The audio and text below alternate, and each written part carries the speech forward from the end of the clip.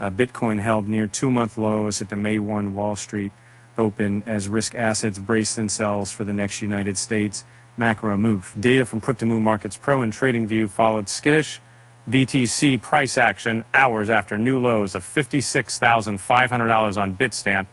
Traders remained on edge across risk assets ahead of the Federal Reserve's next interest rates announcement and subsequent press conference from Chair Jerome Powell.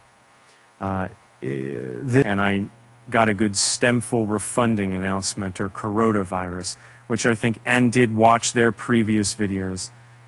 So at least one where we could be, KB's not lean too hawkish. The FOMC statement and Powell presser this afternoon are likely to confirm USD money market pricing of a much more tepid policy normalization cycle. Darius Dale, founder and CEO of risk management firm 42 Macro, wrote in part of a digest on X, formerly Twitter.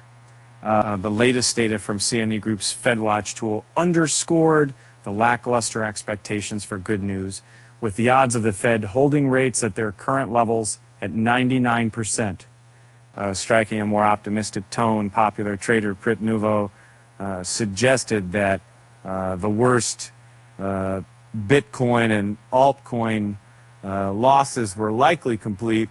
BTC really dropped hard, and this reinforces the idea that whatever Jerome Powell has to say today, it's likely priced in. He told ex-subscribers where we get a retest of the range lows in the latest edition of its London and New York daily color market updates sent to Telegram channel subscribers. Meanwhile, trading firm QCP Capital referenced both Powell and the Simple or QRA as potentially holding surprises for risk-on sentiment. There are two important events happening today that can either exacerbate this bearish move or reverse it, was stated.